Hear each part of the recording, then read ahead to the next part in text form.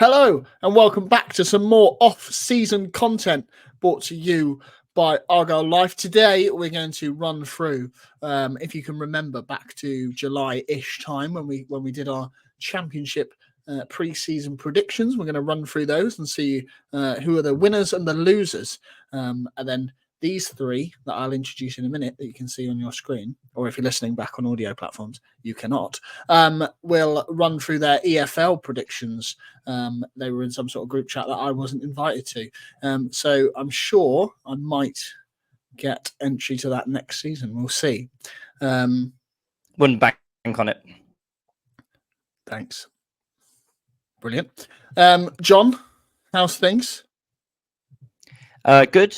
It's ice lolly weather again, as some of our previous listeners from a while ago might remember. I'd like to have a fab while recording the podcast on occasion. We messed up the intro to this one though, so I've actually finished it now.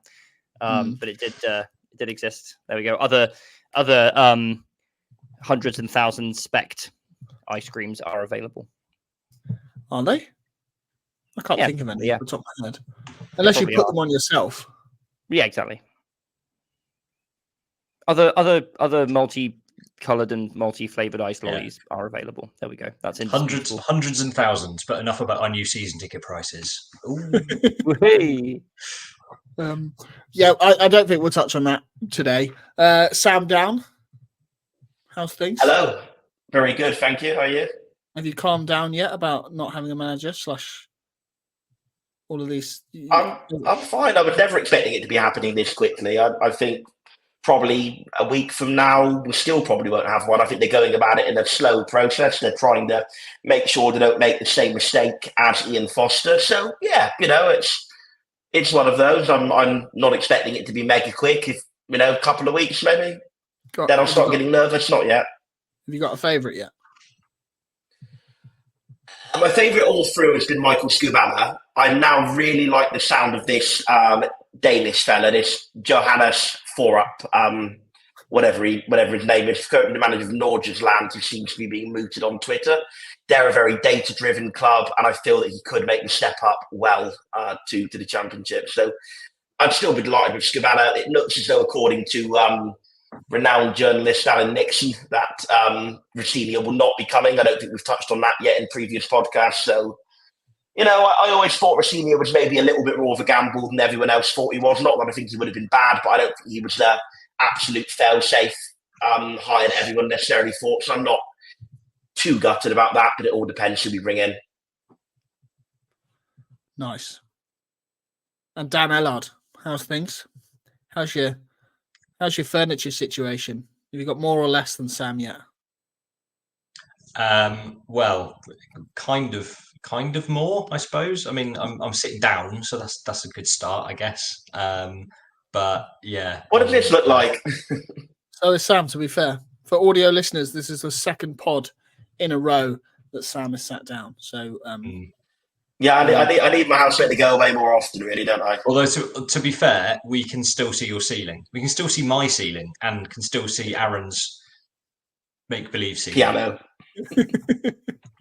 When it comes to furnishing his apartment, Dan still has a fair way to go, and other furniture stores are available.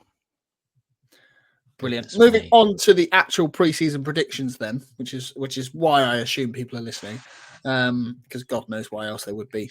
Dan Ellard, we'll come to you first. We'll talk about our club from Argyle. You nailed it. You got it bang on. 21st. How are you so wise? Yeah, with perhaps a hint of good fortune, because I don't suppose it kind of happened in a slightly unusual way, didn't it? I did anticipate, with the kind of momentum of promotion last season and the manager we had at the helm and the squad we were building, I thought we would start off quite well and maybe kind of be tucked back into it a little bit. Obviously, that is kind of how it went, but not in the way that not under the circumstances any of us were expecting. I think it was always was very aware of the fact that this is a very, very tough league, and I probably bored everyone week in, week out when I was on the pod early on in the season saying we're still overachieving when we're 18th or 19th or whatever, because we are the smallest fish in this league, like it or lump it. And so it proved that we just had enough to stay up. And that's what I felt we could do. I felt we could overachieve and just about stay up. And thankfully we did. Dan, I listened back earlier to the podcast where we made these predictions, and you said, I hope the fans don't jump on players' backs too much if we're in the relegation scrap, because staying up would be a brilliant achievement. I assume you still stand by that. Yeah, I think so. I mean, obviously, the atmosphere was getting pretty toxic under the kind of final days of Ian Foster, and I'm not going to go against the fans' opinions on that, because we know what we saw. The football was terrible. Tactically, he was terrible.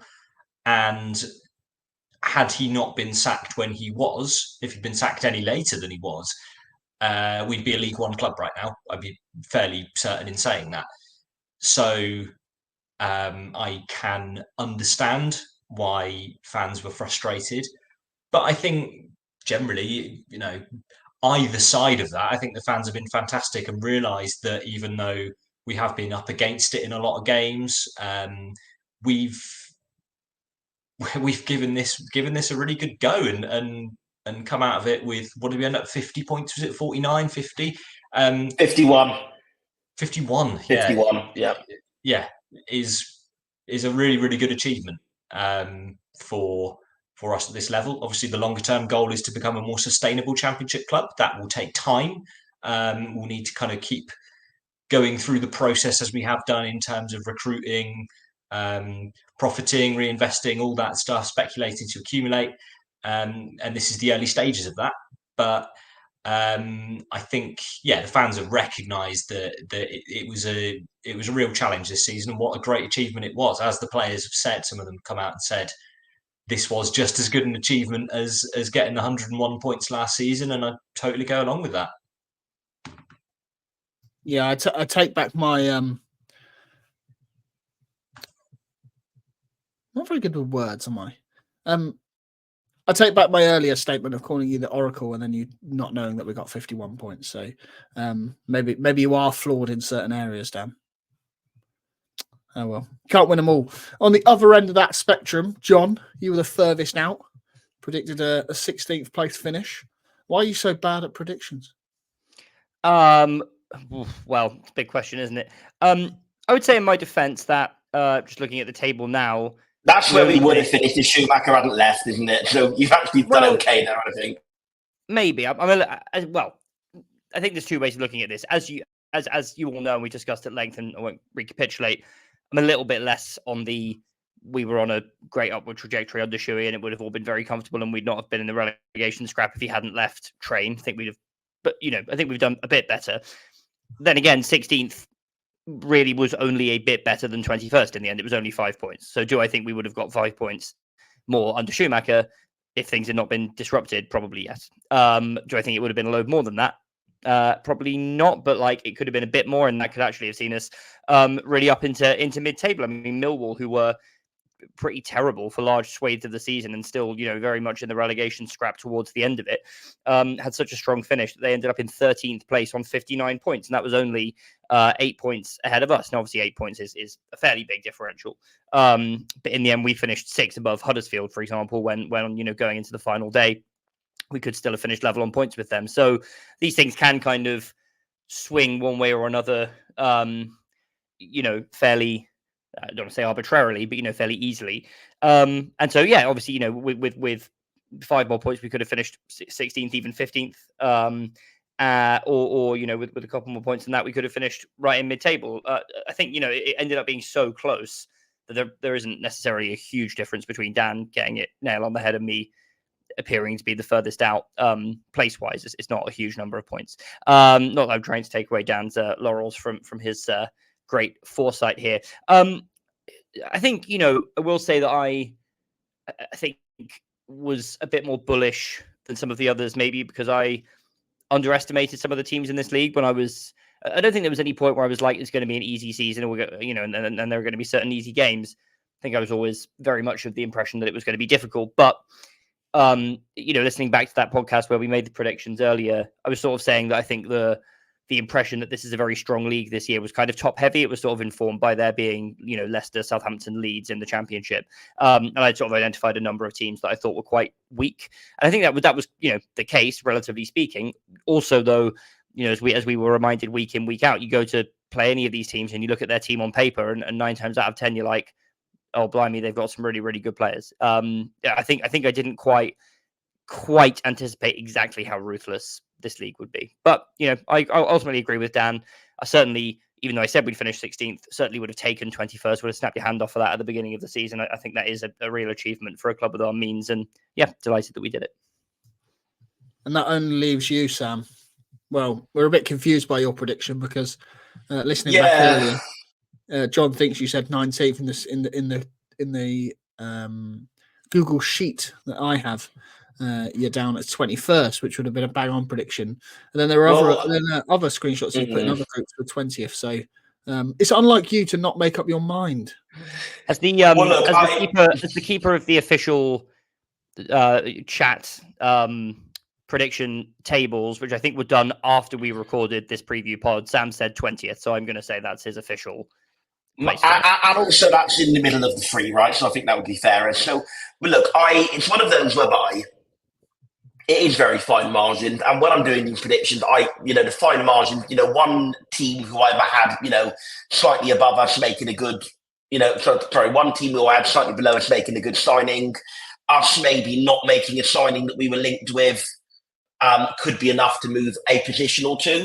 So my absolute final prediction before submitting them was 20th. I may have said 19th at some point and 21st at one point, but my final prediction was 20th. But yeah, it's very much of a muchness. I think we all, maybe to a slightly lesser extent, John, who was a bit more optimistic, but I think me, Aaron and Dan all very much thought we'd have the same type of season, which is beyond the cusp of the relegation zone and just have enough to end on the right side of it. John was maybe a little more bullish, but only a little more. And that is very much the season we did have.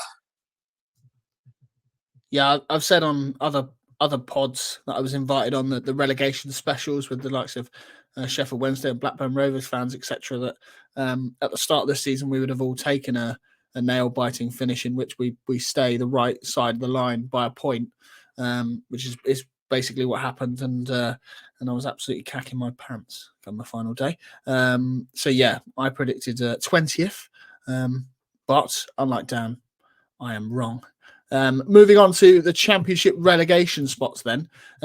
John has kindly done the running order tonight, so if I sound a bit robotic when I read this stuff out, that is why. He's suggesting to review one good shout and one bad shout. So we'll go with John first. John, your good shout was for QPR to stay up. Yep, and I said that QPR would finish 18th, which was exactly correct. And I think that was different, if I'm not mistaken, to both Sam and Dan, who I believe both had QPR to go down. Please tell me, John, that was based on sacking Ainsworth. Surely that wasn't based on him being in charge of the off-season. I can confirm he literally said those exact words. It's based on them sacking Ainsworth, yes. Fair enough. No, I didn't. So I didn't quite say that. What I actually said was it will go one of two ways. Either Ainsworth will sort them out, and after a summer of being able to mould the squad into his utilitarian style, they will be good enough to stay up. Or he won't do that, and he'll get sacked. And obviously, that is exactly what happened. I think we all kind of priced in that he was probably not long for that job on the balance of likelihood. But where we, I think, disagreed, having listened back, was that I think Sam in particular didn't really trust them to make a good managerial appointment to replace Ainsworth after they were a bit all over the shop the season before. Obviously, remember, they'd started that season with Mike Beale, who left to take the Rangers job. They then appointed Neil Critchley, who was very highly rated, but a very different kind of manager, and then sacked Critchley and appointed Ainsworth, who, again, is a very different type of manager to the other two. So it seemed to point to a kind of scattergun approach. I will say, listening back, that Sam said he didn't have a lot of confidence in Les Ferdinand to make this appointment at a time when Les Ferdinand had already left the club, which was maybe part of my greater managerial bullishness with them. But I think my point was actually... They appointed a fourth manager who was very different again, but actually did very well. Right, but I think what I said was that those managers, they did seem to... It was a bit of a scattergun approach, but at the same time, they were all quite good appointments on paper, I think. I know Ainsworth has become kind of a punchline subsequently, but, he was a club legend coming into a relegation scrap, and he ultimately did keep them up. And obviously had done a very, very good job at Wycombe before. I think he'd earned a tilt at another championship job, having, of course, managed them in the championship for one season and nearly kept them up with a very poor squad for that level. So, I think I did trust them to make, a good enough appointment to finish where they did. And they did. They made an unbelievable appointment in Martí Cifuentes, who, I think in any other season would be the incoming manager of the season. Obviously, he's got competition with Danny Röhl, as I'm sure we'll talk about momentarily. And I think having two managers come into two clubs that looked absolutely dead and buried, especially neither of them being kind of, Neil Warnock type known quantities in the championship, and both doing so well is probably quite unusual. But I just felt that there was a good chance that they would make good recruitment. I also said at the time, having listened back today, that they had to that point kept Elias Chair and Willock, another very good quality players who had actually had them up the top end of the league the season before. Obviously, those players did then stay and played a very important role in them staying up. So, I just didn't really see the shout for them going down for those reasons, and ended up, as Dan was for Argyle, being spot on with QPR in 18th place. I'll now talk about my less good shout very quickly, which was I said that Cardiff would go down.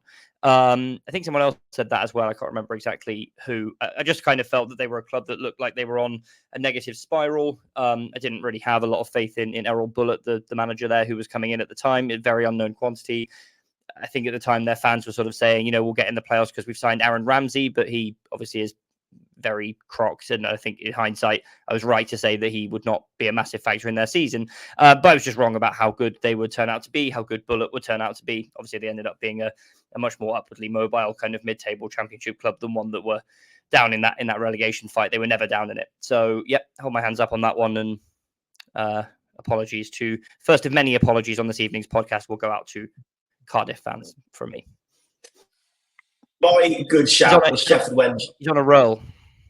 Yeah, Sheffield Wednesday didn't stay up when Jon and Dan both said they'd go. I kind of lucked into that one a bit because of Danny Röhl doing so brilliantly well. But I feel I'm going to kind of take a bit of credit on the basis I said that actually their squad really isn't that bad. I don't really know why everyone was so down on them on the basis of they hadn't lost any of the players that got them to 96 points in League One.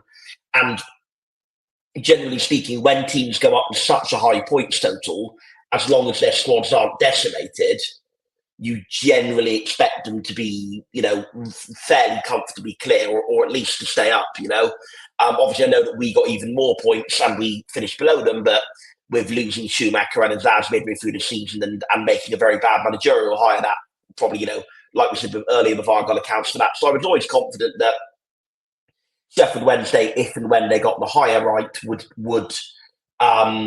would be okay, would stay up.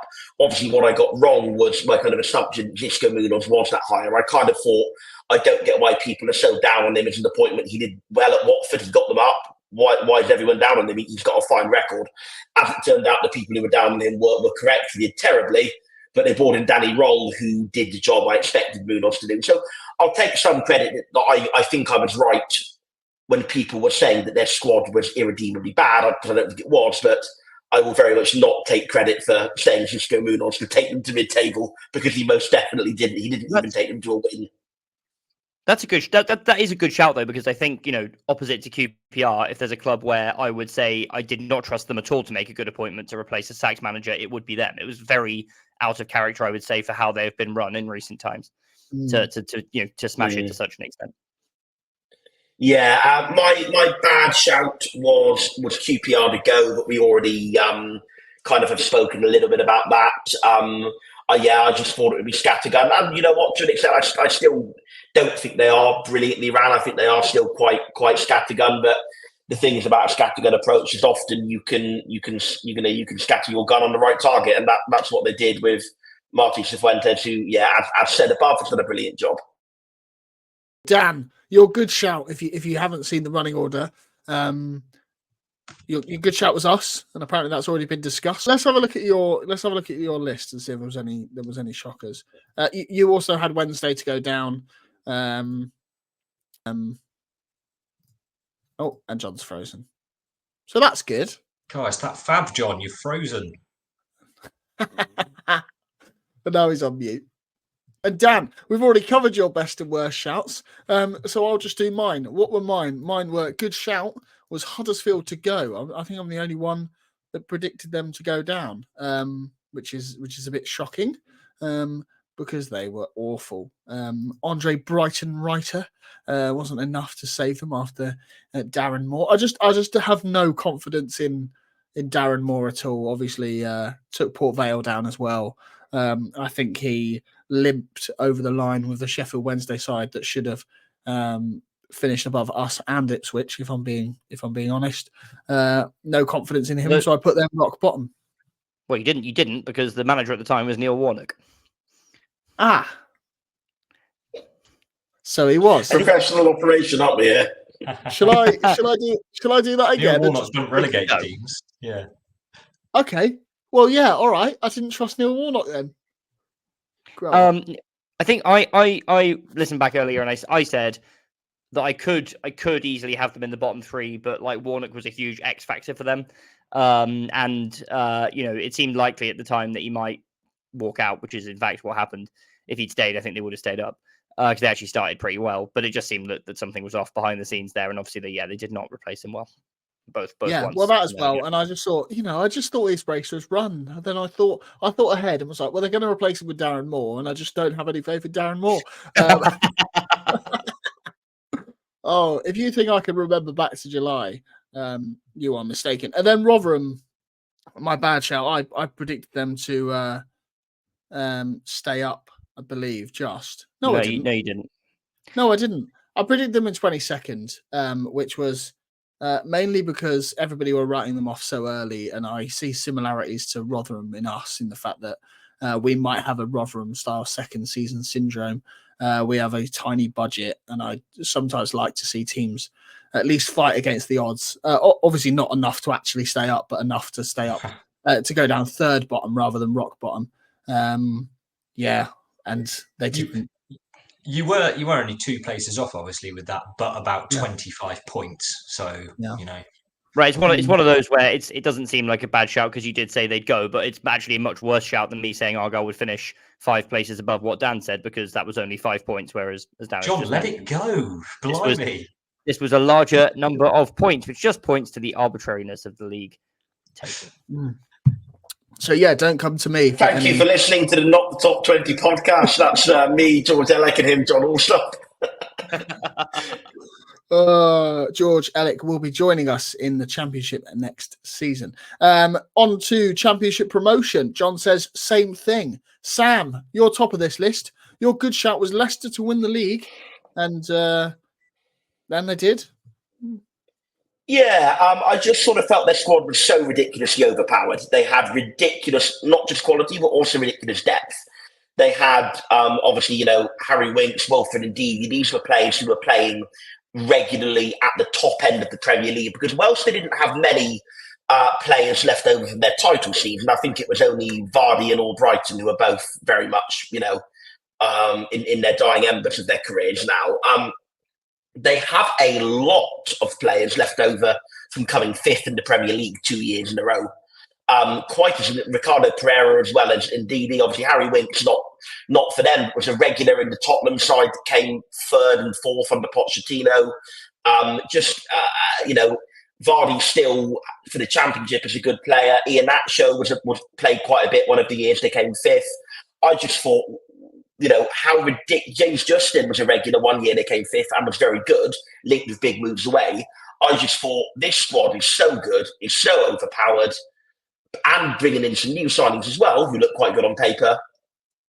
They don't need to do a great job to win the league, manager-wise. They just need to be competent and just sort of guide them gently over the line, which is what they did. I don't think Enzo Maresca did an amazing job. I'm not going to do what John said and think Enzo Maresca is a bold fraud who did an awful job. I think he did fine. He did competently. And he won the league with, I think, 95 points, was it, in the end? It was quite a relatively high total for a title winner. Maybe par or just above par for a title winner. It's not. So yeah, it's not 101 points though, is it, Sam? Do you know not what I mean? 101. No, not at all. So yeah, look, I think he did fine with the squad. I'm not going to say he did amazingly with the squad because that squad was so good. To do amazingly, you'd have to be looking at getting 102, 103, 104 for that squad to constitute an amazing job. But yeah, I just think sometimes the obvious answer is the correct one. The ridiculously overpowered squad is the one that will win the league. And congratulations to Birmingham City, who are almost certainly going to be my prediction for first place to League One next year for the same reason. Yeah, I suppose when you couple the fact that they were buying players like Tom Cannon for £8 million just so the likes of Preston couldn't buy him, it was just an almost a guarantee. Exactly what I mean. It's just, they just... Leeds and Southampton had great squads. And I think there's been a lot made of the fact of all three promoted sides to the Premier League went back down, and obviously all three sides relegated to the Premier League came top four. Obviously, I know Ipswich remarkably broke that party up. But I think the three relegated sides were incredibly strong that went down. I think Leeds and Southampton were brilliant as well, but Leicester just had that edge, and I think that's why I correctly said they'd win the league. On the flip side to that, though, Sam, you did have Sunderland in 5th, which is your bad shout. Well, that's only about 2 positions above where they were when they sacked Tony Mowbray. They just shouldn't have sacked Tony Mowbray. That's what I'm putting that one down to. And you know what? I think even then, even when they were 7th, they were still probably gonna get it together a bit. They were underperforming their XG quite a bit. I think they just couldn't hit the back of the net. I think if they'd have just got a couple of wins together, boost the confidence, boost the strikers finishing in front of goal, they could have so easily got back into the playoff race. It was a really rash decision to sack them when they did. Mick Beale did poorly. And then this caretaker manager who they had for about the last 2.5 months of the season did even worse. I think he only won about 1 game the entire time he was their caretaker manager. It was a shocking record. And they actually ended up level on points with QPR. And I think in November, QPR were about 23rd and some of them were about 7th or 6th even. So for them to end on level points is absolutely extraordinary. But that's the nature of this crazy league. I think when Sunderland came down to Home Park, even though we won that game, they were possibly the best team or one of the best teams to come down there all season. They were so good that day. And we went toe to toe with them. We matched them up and we did really well. But they carved open our defence. They just did everything but finish. They were a fantastic, fantastic team that day.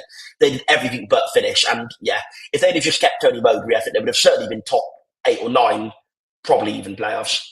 For the visual, for the audio viewers there that aren't watching along, myself, Jon and Dan all reacted to Sam's shout about Sunderland being one of the best teams that come down.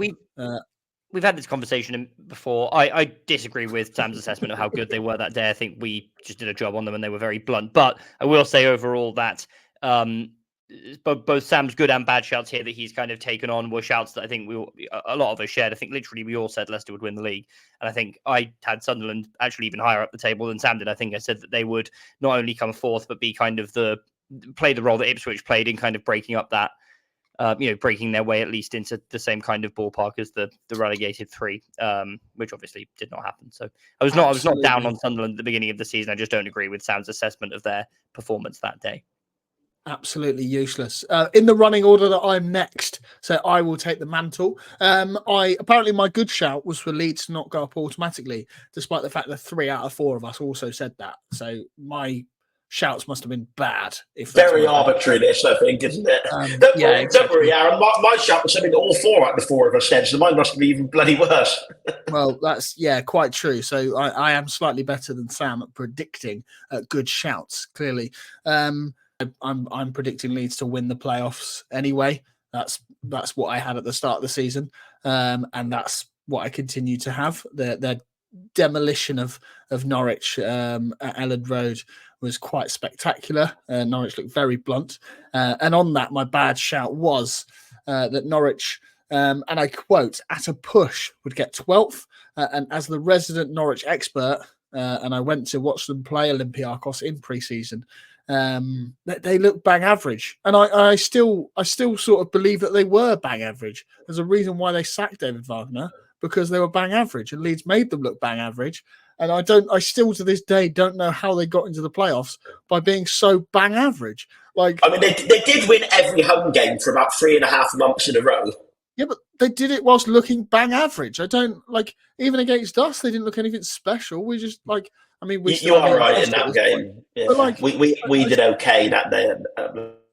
Yeah, and and to quote one of John's famous tweets, I would be a bit canary tinted, I suppose, in a way, and I just still don't really understand how they made the playoffs.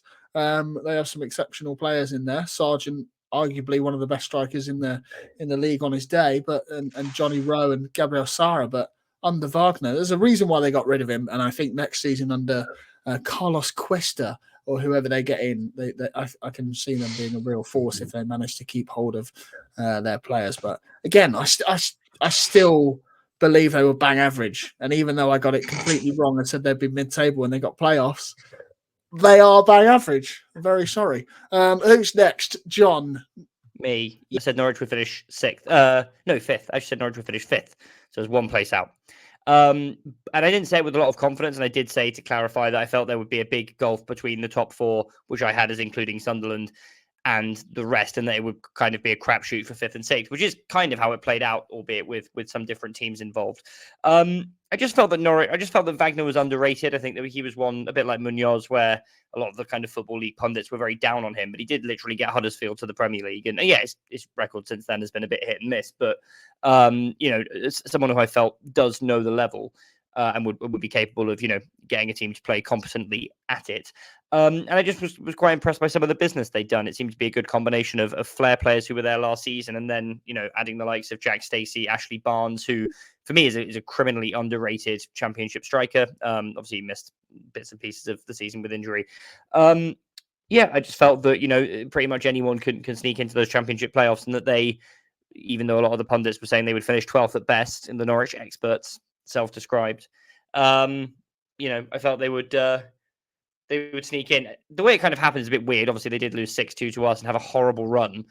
And I think it was pretty much universally acknowledged that Wagner was going to get sacked if they had a more clear kind of, because I think Stuart Webber was on the way out as director of football at the time, or whatever his job title was, if I remember correctly. And I think if the less said about Stuart Webber, the better. But yes. But I think if they'd had a permanent person in that role, Wagner would have been sacked. But then by the time they did, they were doing really well. So I think they had a very up and down season. It was a bit of a weird way of doing things. It wasn't like they were sort of consistently in that playoff hunt. But they were consistent at something. They were consistent at being bang average. But carry on. Anyway, this was part of my good shout. The other part of it being, unlike many people here, I said that Borough and Coventry would both fail to get in the playoffs, because I felt that Coventry would have a transitional season after losing Harmer and Gyökeres. And I felt that Middlesbrough would get found out tactically a little bit after, Carrick's very kind of eccentric tactics got them from the lower end of the table into the playoffs the season before.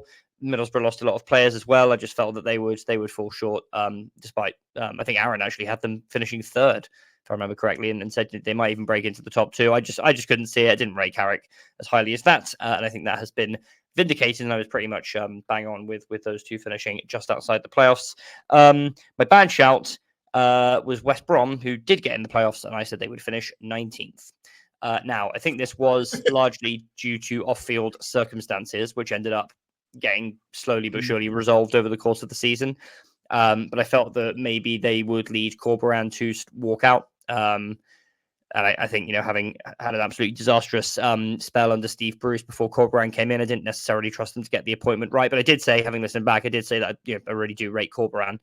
And obviously, he did an amazing job to, despite all of those off-field distractions, kind of keep them focused on the pitch and get them playing to really the top end of their ability after what had been a very hit and miss season the season before. So, second apology of the pod from me is to West Brom. On both of those, though, much like Darren Moore, I foresaw Middlesbrough signing an incredible number 10, in which would push them up the table. Emmanuel Latte-Lath. No, 10, not 9. And also on West Brom, collectively, if you include Joe's prediction as well of 12th, we had them combined in 15th. So that is a poor show all round. I had them highest in 10th, and that's poor. Dan, your good shout was Swansea. And I don't want to quote what John's put in the running order, but you were a big fan of Michael Duff. I was, and yet it kind of worked out that their disappointing season, as I'm sure that's how they see it, ended up there. I really thought they would have a difficult time of it. I'm a big fan of Michael Duff, but it seemed like a strange fit for the Swansea way, which they seemed so determined to stick to at the cost of winning football matches. But there we go. I thought that I thought they'd give Duff time. To be honest, I really didn't think they'd bin him off, but as it happens, they did. I thought they would struggle to implement his style, and they'd start quite slowly under him. As it happened, they did. But I thought they would give him time and let him implement his own style. As it turns out, they decided to just go back to, we thought this kind of slightly direct football manager would just come in and start playing our way, which seems incredibly short-sighted. But there we go. So as a result, again, kind of perhaps through a bit of a kind of fluke, got that one right. Yeah, maybe one of these days I'll actually learn how to read, because it was actually Sam and John that were big fans of Michael Duff, and John had them as high as 6th. So I was going to say that's why we're discussing them in the promotion section of this review podcast, is because I had them in 6th. I think Sam said they would be a dark horse, and it was based on us really rating Duff, which I still do, to be clear. I think he's a great appointment for Huddersfield in League One. But to be fair to Dan, he did say I really rate Michael Duff also, but for the reasons he's just explained. He said that he felt that it would be a transitional season for them and that they would not get anywhere near the playoffs, which turned out to be correct.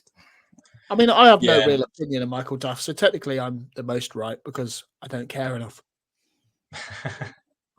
And Dan, your predictions. Duff, the cause of and solution to all of Aaron's opinions.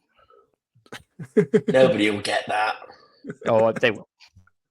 Dan, you must be so good at predicting that your bad shout was Ipswich in 14th, and you didn't even have them the lowest. So, congratulations. Who had them lower than Dan among us? Me, I had them in 15th. Oh. Well, yeah, gotta say, who saw that one coming? Certainly not me, and certainly not any of us. I don't think we scoffed when I think I saw someone. I want to say it was not the top 20. Actually, not the top 20 had them 4th. Second tier pod had them 3rd, so they were very close. Right. Yeah. Okay. I seem to recall George Alec having them 2nd. Well, that could have been maybe that was Maxwell, but one of those. Okay, so actually, someone did see it coming. Sorry, they've clearly done their homework. Fair play to them, and fair play to Ipswich as well. I'm sure one day they'll win a trophy. But for now, with finishing 2nd 2 years in a row is a pretty impressive achievement. Let's see how they get on next season. And if you are an Ipswich fan watching, I wasn't laughing at you, but you can still comment below and let me know how disappointed you are, because I'm sure you will anyway. But yeah, collectively we had them in 14th. So I was listening to a well-known national sports radio station that isn't the one that we are a member of earlier, who said that Ipswich won't be pulling up any trees and nobody will expect them to do the unthinkable next season. And I thought, but we thought that at the start of last season. So good luck with that. And if Kieran McKenna doesn't go to Brighton, I'd actually quite like Ipswich to stay up. I know we've had our beef in the past, but all the best. Lots of mixed agricultural metaphors coming out about the tractor boys here from you, Aaron. Yeah, very nice. Pulling up trees, beef. Yeah, I'm glad you've noticed. So that's good. Whilst we're on the championship promotion race, I've already put my hat in the ring for Leeds. Is that a saying? I think Leeds will win the playoff final. Anybody got any contrarian views? Anybody think that Rishi Sunak's Southampton will do it? Well, I think Southampton will do it, but I don't really have too much to base that on. Just a gut feeling, really. So I can't really go beyond that. Leeds for me. Leeds, I think, as well. Yeah, I think it's something like 5 times that Leeds have played in the playoffs, right, and not got promoted. So maybe, but Dan, it's been proven that you are better at predicting than all of us. So maybe I was going to say that yeah, all 3 of you are going to be wrong. That's going to be a bit awkward again. It's going to be very awkward. Whilst we're still on the championship, I think we should do an individual awards review. Starting off with the Argyle top goal scorer, I went for Ryan Hardy. He wasn't far off it. Well, he was far off it numerically, but he wasn't far off it in terms of position. He finished in second. I don't think that was a bad shout. I always believe in our Ryan. If you're listening, Sandra, love him. But John and Dan, you both said to Whittaker. So congratulations. And Sam, you said a new signing. So was it Pleguezuelo or Lino Sousa? Or who did you have? I very clearly meant a signing who was not at the club at that time. You know what? And the name, I've got just quickly having listened back to it, the name Sam mentioned in that bracket was Josh Maher, which was Sam's creative pronunciation of Josh Maher. That was Spanish, I think, not French, wasn't it? I was doing. English. I'm having this argument again. Anyway, we did not sign Josh Maher, and he did not do anything for. Okay. I'm going to give a bit of reasoning. Firstly, did not see Whittaker stepping up as well as he did. I thought he would step up well, and I thought he would get maybe low double-figure goals, but I certainly didn't foresee him having the season he had. I really didn't see Hardy having the season he had. That one completely. I thought he'd be, in the region of like 5 to 10 goals and probably more of a super sub than a regular starter. So I'm going to give my context. I think that we were very much clearly trying to sign a striker at that time. Obviously, we never got one in. This was very much an era where John went to the Meet the Manager event, and I think Joe and others went to the fan forum as well. And very much the heavy hints coming from Schumacher and Dewsnip at that time were, you wait and see what we're doing in the transfer market.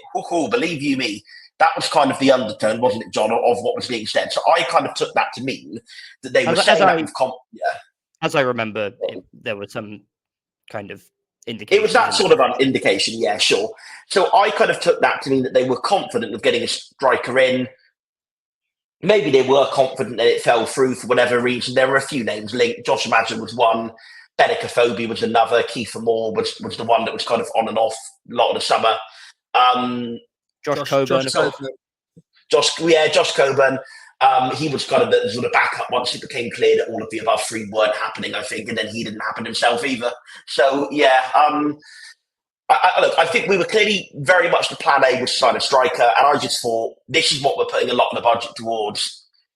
This is somebody who's going to come in, get quite a lot of goals and be our top scorer. And I know it seems a bit like like I was slagging off our existing squad saying new striker, but I think given the context of what the mood at the club was around that time, and given that I wasn't expecting Whittaker and especially Hardy to step up as well as they did, I think it was a reasonable prediction at the time. Obviously, not one that paid off at all.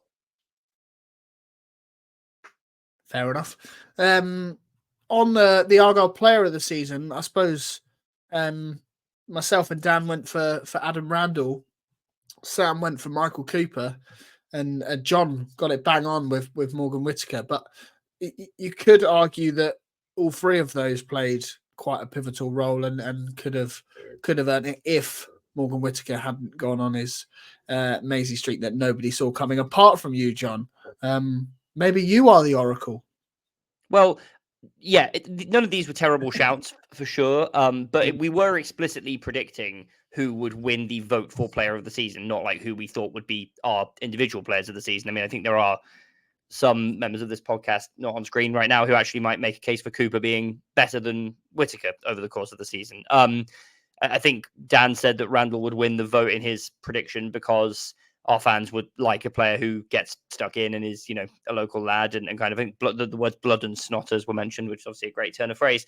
But yeah, I just felt, I think given that I predicted Whittaker to be top scorer, kind of flair attacking players, I think have an advantage in those kind of popular votes because their impact, if they have a big impact, is quite obvious. So that was why I said that.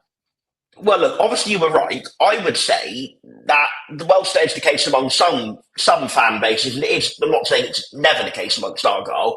I think we have a bit more of a bias towards heart and passion and blood and snotter players in our fan base. When you look at Sonny Bradley won it in the 2016-17 season, despite Kerry getting 28 goal involvements in the league. When you look at Joe Edwards winning it in the 2020-21 season, despite Conor Grant getting like 19 goal involvements from midfield. When you look at Cooper winning it in the 21-22 season and the 22-23 season, the first one undisputedly, but the second one he was injured for 3 and a bit months of the season. When you look at that, I would actually say that with our fans, we have a little bit more of an inclination towards passion, blood and snotter players. So I thought on that basis, Cooper would come back around September, October time. He'd be brilliant and he'd win player of the season. And you know what? Despite the season Whittaker's had, I think I would have been right if not for Cooper's second injury. I think if not for Cooper's second injury, and if he'd have kept that high level of performance up the whole time throughout his second injury, I think certainly we'd have had an extra 5 or 6 more points on the board because he would have, no disrespect to Hazard, but Cooper's just got that incredible ability to win us games all by himself with great saves, great command of area, great time wasting. I think that if not for that second injury, Cooper would have won player of the season. I don't think he deserves player of the season now because if player of the season, without wanting to go too much of a ramble, you have to counterweight how good they were when they played against the amount of minutes they played. Because if you go purely on how good they were when they played, Brendan Galloway would have been player of the season for the 21-22 season, even though he played about a quarter of the available minutes. But when you counterweight that, I think in terms of who's been the best player for us when they've played this season, I genuinely think it has been Cooper, above even Whittaker. He's just consistently been an 8 or a 9, won us a lot of games by himself. His goal prevention numbers statistically are amongst the best in the league. His cross collection numbers are amongst the best in the league. I think him and Whittaker are the two who would get into almost any team in this league based on the stats and based on my eye test. And I just think Cooper edges it on quality. The reason I voted for Whittaker and the reason I think he deservedly got it was he just played more minutes. So I'm claiming a bit of a moral victory with Cooper. If he'd have played anything remotely like more minutes, he would have got player of the season, even despite Whittaker's goals, in my opinion. Disagree with that slightly, Sam, in that I think John's going to go with me on this as well, on your metric of kind of taking out how many minutes they had played. If you extrapolate it over the course of the season, I'd probably go for Azaz as our player of the season. I think had we had him for the whole year, I think it would have been right, not just in the conversation. I think he probably might well have edged out Whittaker and Cooper had he played more as well, to be honest. I still think as good as he was, amazing as he was in the home games, he went missing a little bit in the away games. I think he's just a level below those two for me, but I'd see what you're coming from. I would agree with Dan on that, and I would also like to claim an actual victory over Sam's moral victory. On to victories. I think I won the best shout of the Argyle Young Player of the Season. I would say it's the worst shout of tonight, but actually wait until you hear Sam's later on. I did, in fact, go for Lewis Warrington. Yeah, so that happened. Moving on. Dan, Saxon early. Yeah, that was a bit of a shame, wasn't it? Do you want to claim a moral victory as well? Because if he didn't have a knee injury and didn't go to Wickham, he might have been. I hear, unfortunately, I couldn't get a ticket, but I hear he was very, very good at Watford away playing inverted fullback. So, yeah, exactly. I'll take it from Sam's logic, extrapolate that 90 minutes over a course of a whole season. If he played like that every 90 minutes, he would have been. Maybe he's our player of the season. Yeah, but as Sam has often said, though, you are just looking for the best player who has played at the highest level, and by that logic, only one of the players we tipped for Young Player of the Season, and I'll just say quickly that Sam and I both said it would be Freddie Asaka. Only one of those 3 players has appeared in the Premier League this season, and it's exactly. So I win. So I think Aaron wins. Well, what about Kane Kessler-Hayden then? Have we got to bring him into the equation? Nobody voted for him. Didn't tip him. How many of them have had Jaeger bombs with me at the Barbican, though? That's only one, and he's our Young Player of the Season in my eyes. But nobody can agree with that, so we'll move on. Oh. Did you hear that, Alfie? Yeah, cheers, mate. Yeah. So John and Sam obviously tipped Freddie Osaka, who I would argue came in second, but purely through lack of options, really. And hopefully he gets some more minutes next season. Championship top goal scorer, Dan and John, both went with Shay Adams, who got 16. I'm hurrying this up a little bit because we said this would be a 45-minute record, and we are over that now. Because classic Argyle lifestyle. Apparently, I said Joel Perreault with 14, so I'll take that. I don't remember saying that. I thought I said Tommy Conway, so sure, we'll take it. And then Sam, Patson Daka. Interesting shout. Yeah, I just thought Leicester would. Well, I thought Leicester would be really good, which they were, and I just thought Vardy's on his last legs. Ian Atson will be rotated a bit. I really liked Daka before this season when he played odd minutes in the Premier League or Europa League here and there. I thought he was a player of real quality about him.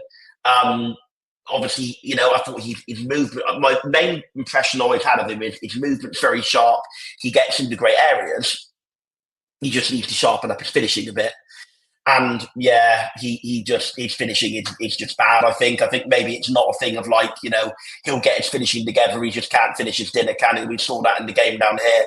But then in the game down here, he didn't even do any other stuff well either. Didn't even make good positions. Yeah, not helped by having a million other striker options, I guess. But I backed him to make that first choice spot his own up front for Leicester, and he really didn't. Got that one wrong. What can I say? You did incredibly well as well in the Championship Player of the Season. You tipped two players that went on to the Premier League in James Ward-Prowse and Tyler Adams. So congratulations for not winning that. Yeah, and was Livramento, was he not one? He was your Young Player of the Season, yes. So they all went to the Premier League. Oh, I thought I'd covered myself. You had so much faith in them that they pissed off to the Premier League. So fair play for you on that. Again, I'll call that another moral victory, really.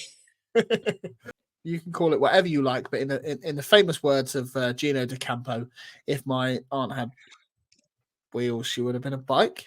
Yes. So famous. Or a cake trolley, as Ben would have it. Yeah, so famous that I forgot what the phrase was and wanted to use the word balls. Apparently, I get to take a victory lap with Ethan Ampadu. Not sure why, because Sam said two players who went to the Prem. I said Sinistera, who also went to the Prem. Dan said Ndidi, which was not a terrible shout, but Ampadu got in the team of the season, no? The official one? Yeah. Ndidi was doing very well and possibly would have been in contention for the team of the season. Then he got injured for about 2-3 months, didn't he? And never really quite and Sam to that same level. Sam, listening back earlier, Sam described Aaron's shout of Ampadu as very rogue. So I think the fact that he actually did get in the Championship team of the season and was brilliant is a vindication enough for Aaron to win a moral and actual victory there. I just thought he was in danger of becoming a bit of a meme player. Like he got relegated with was it 3 different clubs and 3 different leagues 3 years in a row? Yeah. I don't know. I just thought he was going to become one of those players who got a big move at a young age and never really finds a settled club and career just peters out a bit. It's kind of how I saw his trajectory going, but he's reversed that negative momentum brilliantly. He's been a key player for Leeds in both centre-back and central midfield. So that is definitely the best shout of all of them, for sure, from Aaron. It'll be interesting to see which Championship club he's loaned back to in January when they prove that he can't cut it at Premier League level. And on Championship Young Player of the Season, Dan, I'm just going to pull you up on Liam Delap. Yeah, that's not great, is it? I was thinking that when he got hooked at half-time on the final day by Hull, having been pretty ineffective for 45 minutes, that's not the best one. I mean, look, Hull have got a wealth of attacking quality, and I really thought he'd be the figurehead of that and make a bit of a breakthrough. Obviously, Man City youngster, but yeah, not one of the best. John, are you taking a victory here with Joby? Or was it just Job? The mispronounced Joby Bellingham, whose actual name is Job Bellingham. Is this the best shout? Aaron said Callum Doyle, and Sam said Livramento. Obviously, as we've already discussed, left for the Prem. I think Bellingham might be the best shout of those 4. I actually think Delap has played pretty well this season. I mean, he wasn't up there for Young Player of the Season contention. The official award went to Archie Gray, I believe, in the end, who none of us had. Who on earth could have seen that coming? Yeah. I think Bellingham had a good season at Sunderland.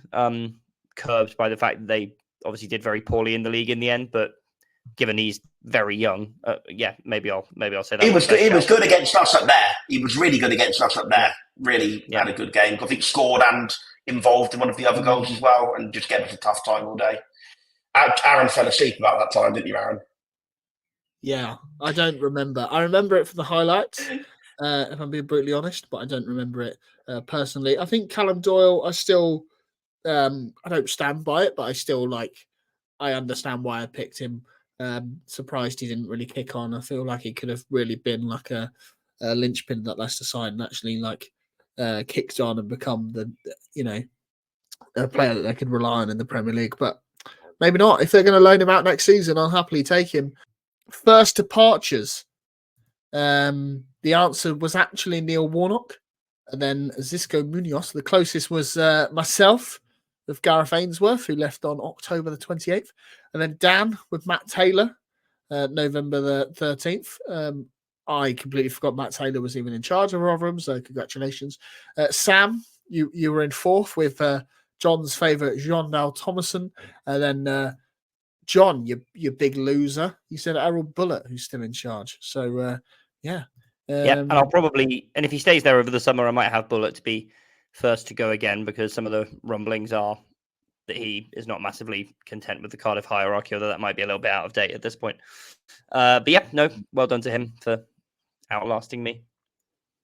Right. And then there's some, apparently I have to reveal the championship winners based on a place differential maths. And apparently I didn't do it, despite the fact I have done it, and you just didn't ask me for my table. But it doesn't matter. I'm going to take a moral victory like Sam and pretend I've won, because I just can. Sam, you were 114 places out. John, you were 105 places out. And Dan, as I've already mentioned, the Oracle, the man who knows everything about the championship, was 96 places out. So congratulations on winning the Championship Predictor of the Year award, if that's such a thing. And it is now. Thank you. To be very clear, the way we calculated this was the differential between each team's place in the league that we predicted versus where they actually finished. So Dan, in the case of Plymouth Argyle, would have got 0 points for Plymouth Argyle because he said they would finish 21st, and they did, and you want to get the lowest number, so Dan has won. I would propose, given that this has run over a little bit, that we individually just rattle through like one sentence on each of all of the other leagues with our best and worst shouts. Aaron, if you take 2 minutes to do it each, if that's okay. You can bloody propose what you like, mate. Desperate to get your Sheffield United thing in, aren't you? Just desperate. You're not going to let it go. Right, I'm gonna go through the other three leagues personally, and then Sam and Dan can do likewise, rather than go back and forth on this just for time's sake. Premier League, I think my best shout was, even though most people said they would go down, I was very strong on Sheffield United being, as I said on the prediction pod last summer, truly woeful. Dan mocked me saying that I always say that a team will bother Derby's low points record. I actually said I didn't think Sheffield United would be particularly near that, and in the end, I think they actually were. No, I think did they get 16 points in the end? 5 points they beat it by. I thought they looked absolutely honking when they went up last season. Thought they just didn't look remotely good enough, and that Luton, who everyone else said would finish bottom, would be well up for it, would cause teams problems at home, and would also go down because of a lack of quality, but they would have more fight about them. And I think that is pretty much exactly what happened. You know what, John? I think that is actually, and I've not fact checked this, that is the lowest points anybody's got since Derby. So that's actually the closest somebody's got to doing it, I think. Yeah. Yeah, I think Norwich, that awful Norwich team got about 19, right? Got 19, yeah. Yeah. John, I'm literally right here. Yeah. That was my best shout in the Premier League. My worst shout in the Premier League was Burnley, who I said would finish 9th. And the less said about that, the better. In League One, my best shout probably was that Lincoln would be very good. I said they'd get in the playoffs. Obviously, they didn't quite. The reasoning for that was probably wrong because they sacked their manager at the beginning of the season, Kennedy, and ended up appointing Skubala, who obviously we've talked about as a possible future Argyle manager on this podcast. My worst shout, and this is going to pain me to say it, said that Exeter City would go down under their, quote, clown manager, Gary Caldwell, who completely proved me wrong. I think it's actually a very impressive feat to keep them up so comfortably this season, because there were times in the season where they looked awful. Didn't really rate their side on paper particularly. Felt like a sort of transitional moment for them, so well done. Sorry, interruption. He is still a clown, but carry on. Well, that's as may be, but clown with a shiny red nose of success.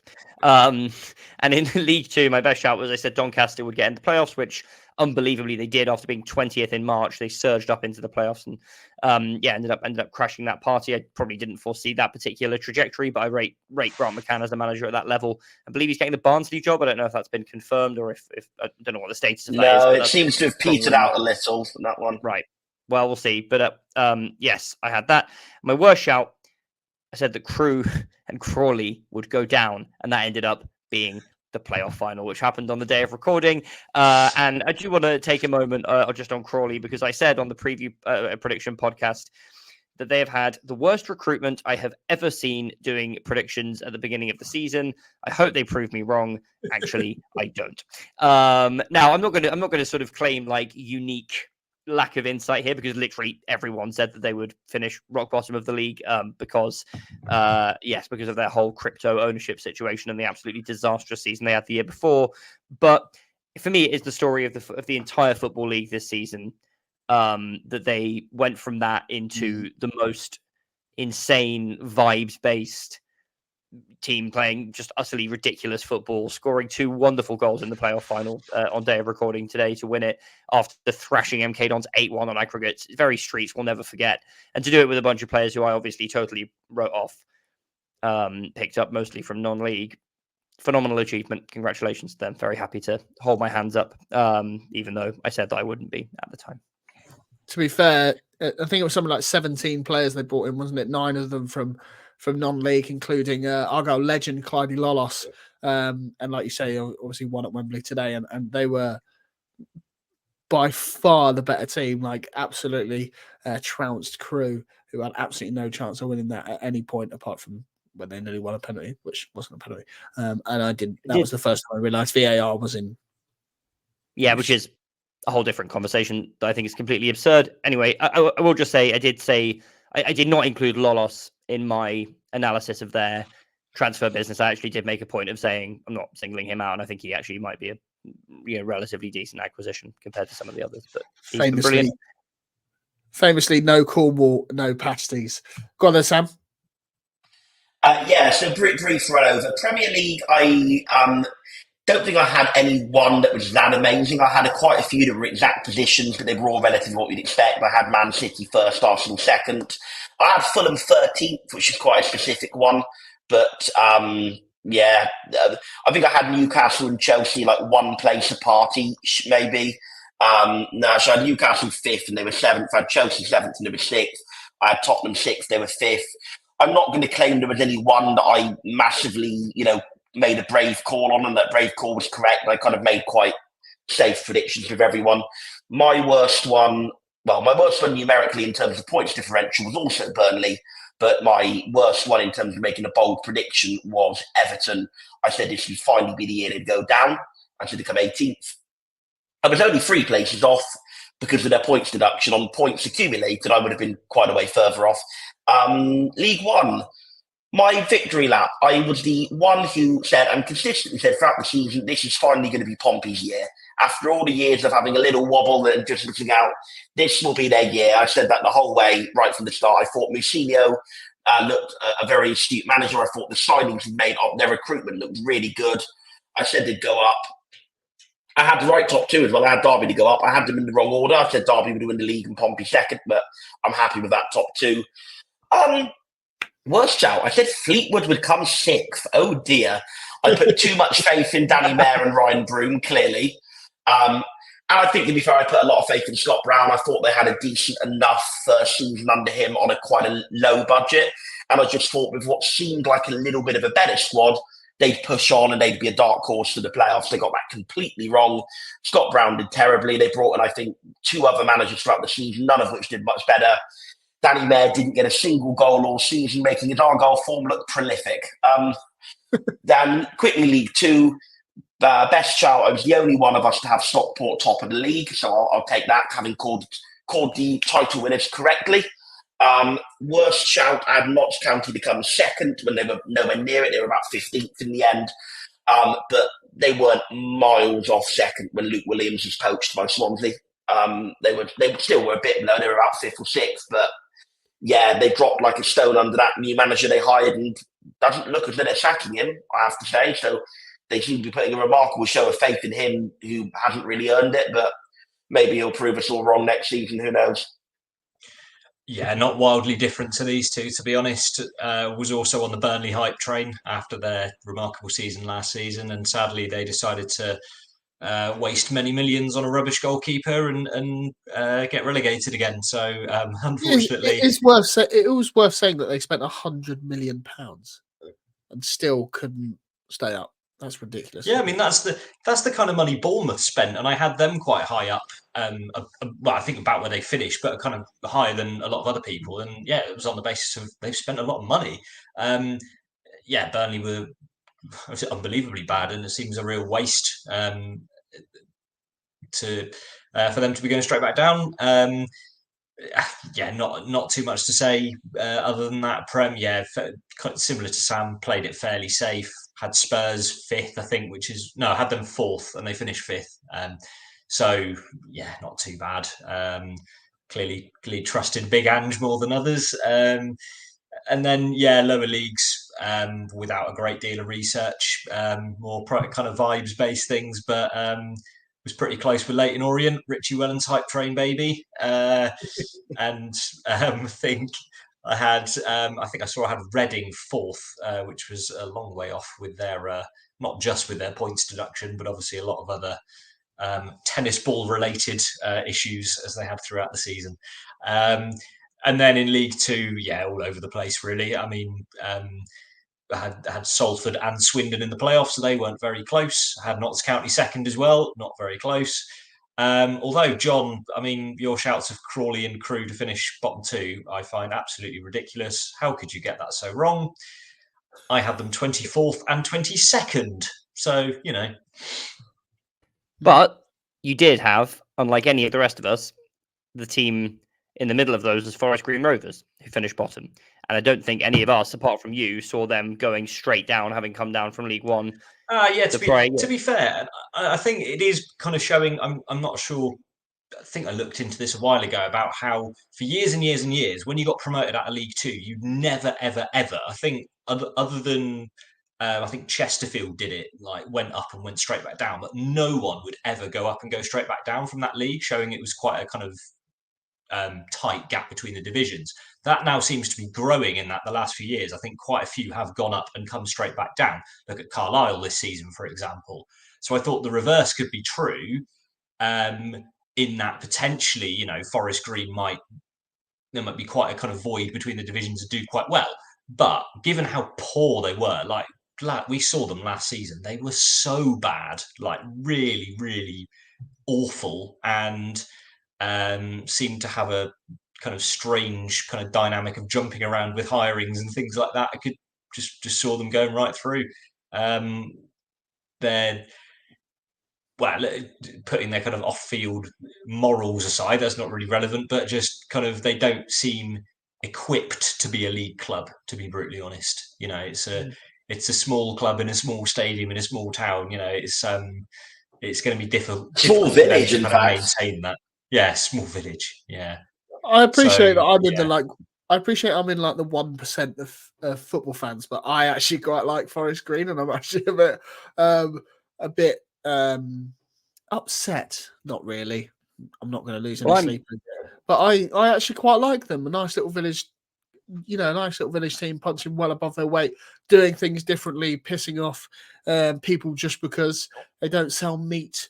You know, their eco credentials. I just quite like them. If you're going to be called Forest Green, you have to be quite green, and I like that. And I think the more green teams that are in the football league, the better as well. Get Yeovil back as well. Why not? But yeah, I appreciate that. Are they pulling up trees?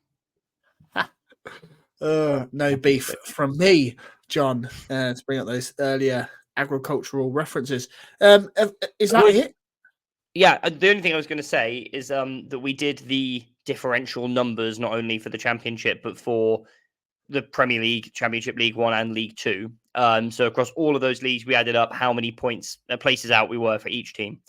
And it was extraordinarily close between me, Sam and Dan, considering how many clubs we were analysing. But Sam ended up last of the three of us on 462. What a shot! I ended up second, only 7 points better off on 455, and then Dan was 1 place ahead of me on 454. And that's So why Dan Ellard is the oracle. His Argyle prediction won it for him in the end. Congratulations, Dan. And I hope next season I'm invited in such illustrious company and I'm allowed into the group and I can partake. If you can be bothered to do the other leagues, then you can. Oh, trust me, next season I'll do the other leagues. I think we'll call that a night on this recording anyway. Make sure you like, comment, subscribe. Let us know your predictions. Let us know which ones you got wrong and which ones you got right in the comments below. And if you're listening on audio platforms, you can't do that. So just tweet us. Make sure you follow us on Twitter, Facebook, Instagram, and TikTok. And if you are listening along on your audio platforms, make sure you subscribe. And if you are watching along on YouTube, subscribe as well. We'll call that a night. Cheers, guys. Cheers, mate. Thank you.